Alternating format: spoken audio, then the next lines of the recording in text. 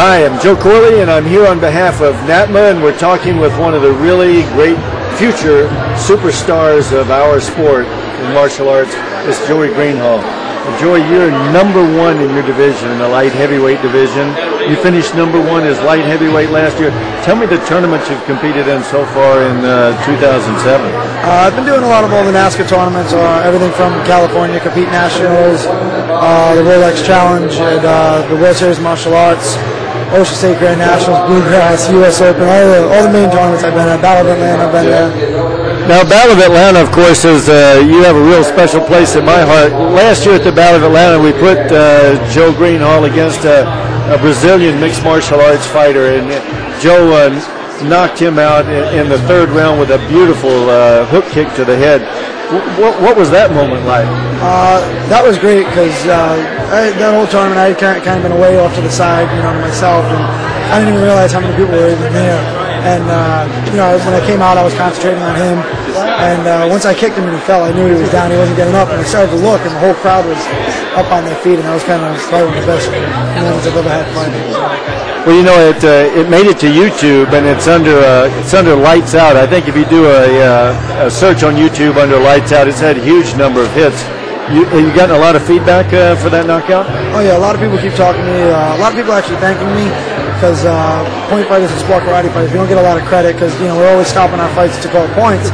So they think that we don't know how to fight and we can't take hits and all this stuff. So it was nice to prove a point that we can fight. And there are other point fighters out there doing a lot of full contact stuff now and proving that we are just as tough as anybody else.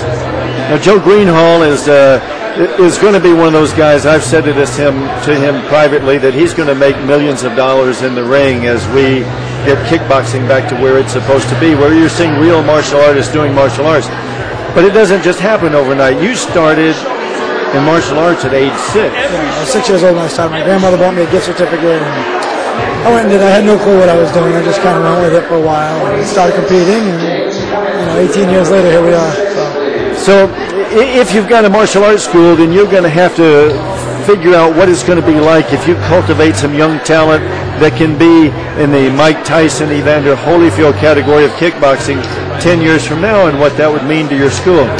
Now, you have great competitors in your school. You had everybody from Robbie Lavoie to you yourself and your sister. That attracts a lot of other people to your school. Yeah, we've had a ton of people come in.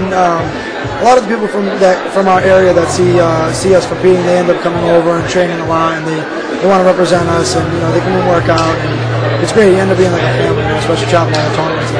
The camaraderie is excellent. It's great. Well, remember that you heard it here from me. I know a little bit about what I'm talking about. This young man is going to be one of the real big stars in our sport. So pay attention, and also look down in your student body. See if there's some stars in the future that you can help mold and be as proud of them as we are of Joey Greenhalgh.